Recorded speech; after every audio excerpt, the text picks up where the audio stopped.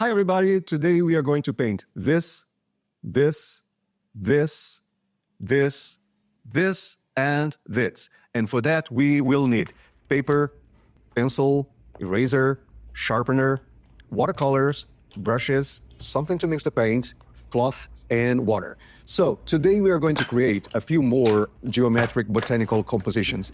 We'll focus on simple shapes and textures. In this style, the subject fills in the entire space.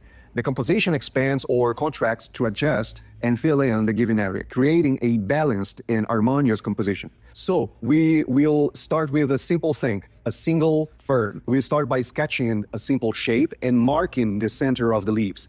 It's really that simple. And to make it easier for you to follow, I'll use a Sharpie to outline the shape. There's no need to overcomplicate things. It's simple, it's straightforward. There's nothing to it.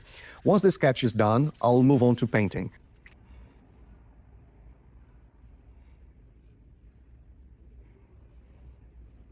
I'm using a paper designed for acrylics, which will interact with the watercolor differently than standard watercolor paper. This gives an uneven distribution of paint, creating an interesting texture even with the simple shapes. It's very organic, and it is exactly what we want for this kind of compositions. And remember, the shapes don't need to be perfectly regular, but the edges should be sharp.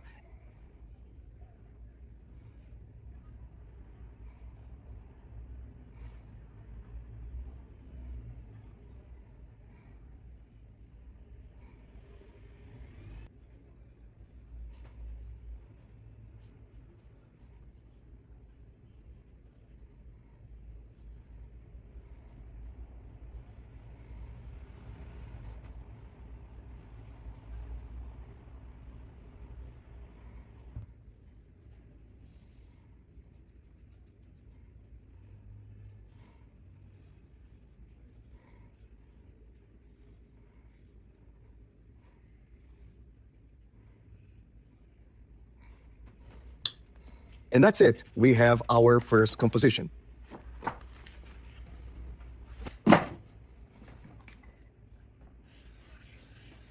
Okay, now we are going to add a flower to the composition using the same technique.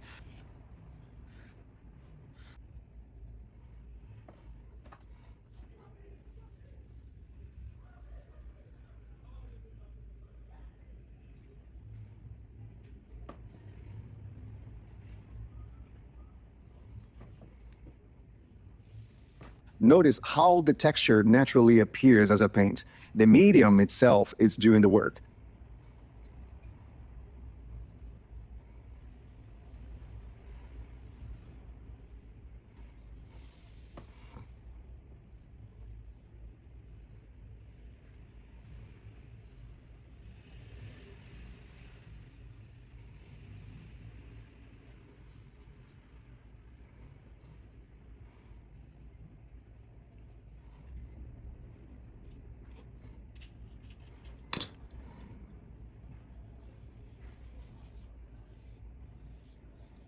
First, I'll mark the center of the flower and the center of each petal.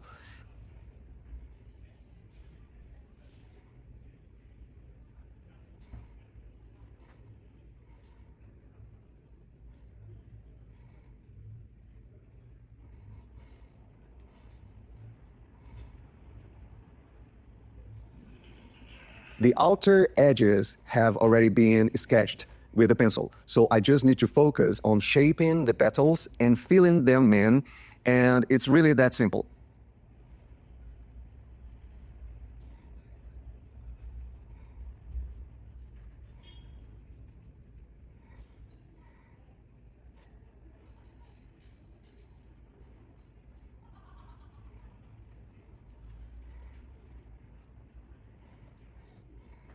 After painting the flower, I might tweak the color a bit. For instance, I found that the yellow here was way too bright, so I added a little bit of red to balance it out.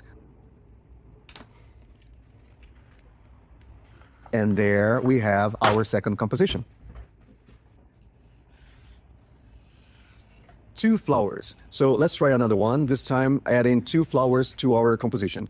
I'll mark where the flowers will go and define the perimeter for the leaves. Then It's just a matter of painting, okay?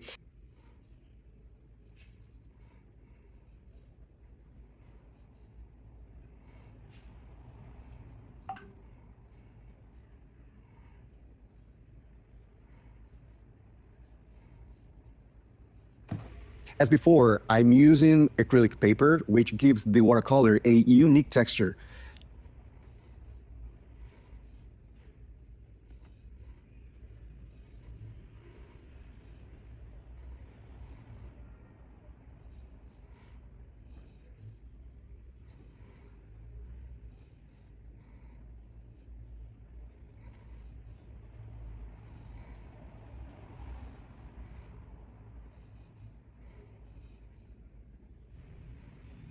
You'll notice that the shapes in this composition don't overlap. For geometric designs, it's crucial to keep the shapes isolated from each other. The thickness of the petals will depend on how much pressure you apply with your brush.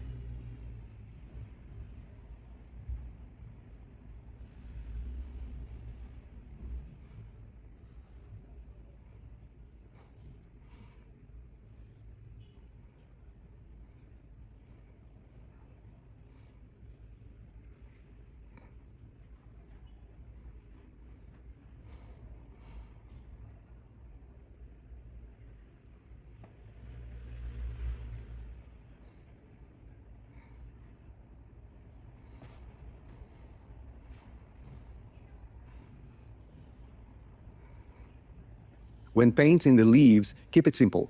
Define the shape and fill them in. The watercolor itself will give it a natural, organic texture.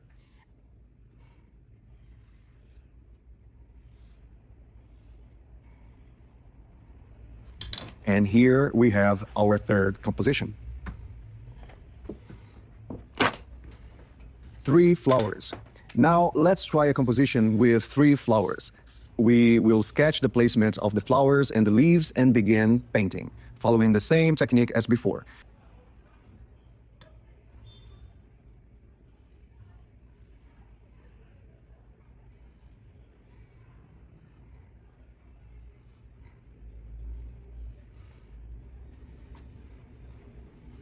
The key here is to avoid overlapping shapes. Keep them isolated to prevent any color contamination and leave some white space between each element to preserve clarity.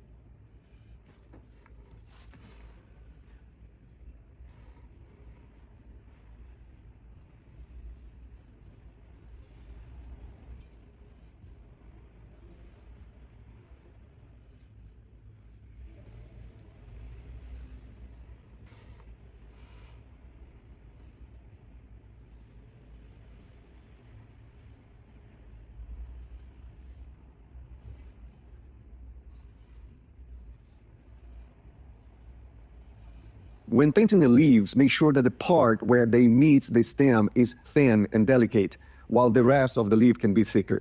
This will give the composition a more refined and natural look.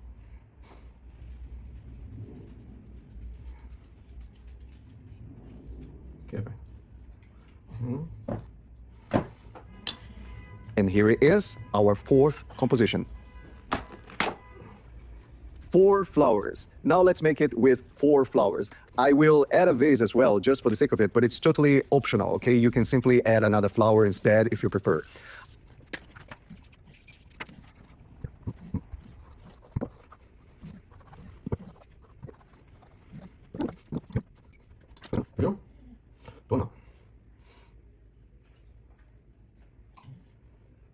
I'm going to overlap the shapes this time, just a little, just for you to see how it changes the feel.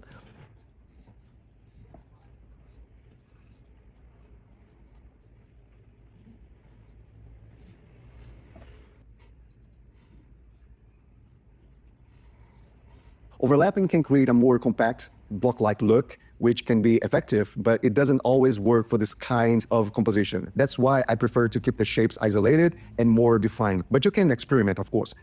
Once again, I will sketch the shapes and fill them in with color. Que foi, pai? Hein?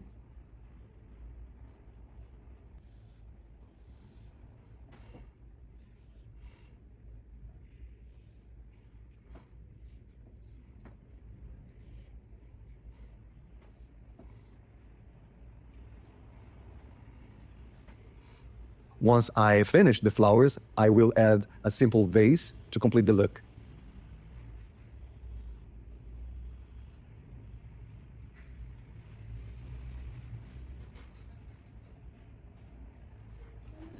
Muito bem.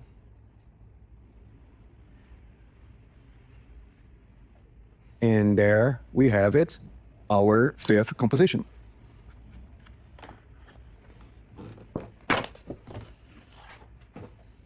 We will create a composition with 5 flowers, but this time the focus will be more on the greenery. The flowers will act as a accent, not the focal point.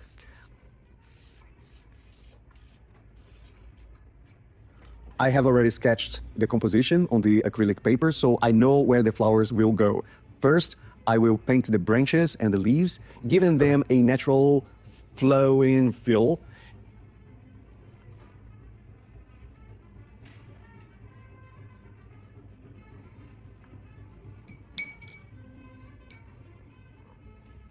Que foi, pai? Também não.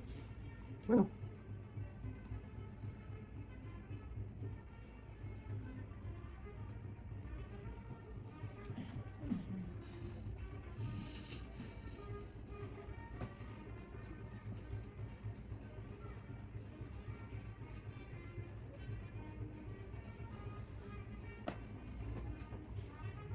And notice the little gaps that I've left where the flowers will be placed.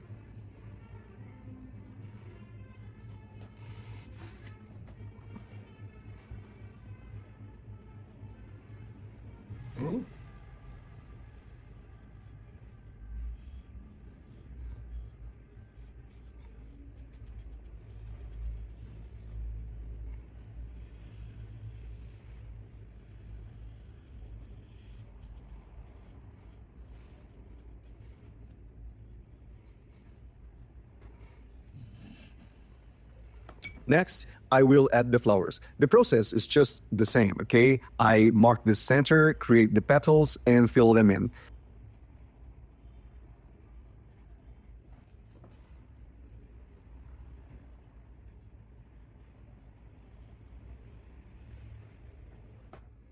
The flowers are smaller in this composition, adding just a little detail without dominating the scene. Finally, I add a simple vase at the bottom, which is an optional touch to ground the composition.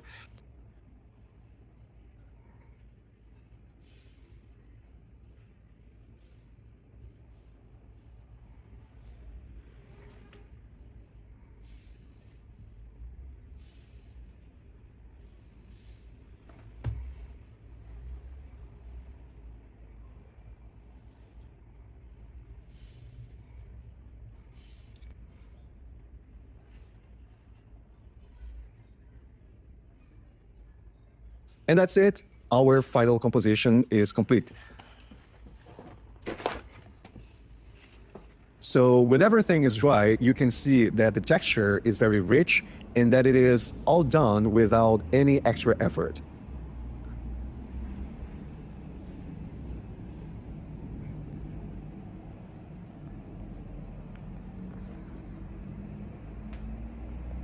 As always, keep on practicing and thank you for joining us.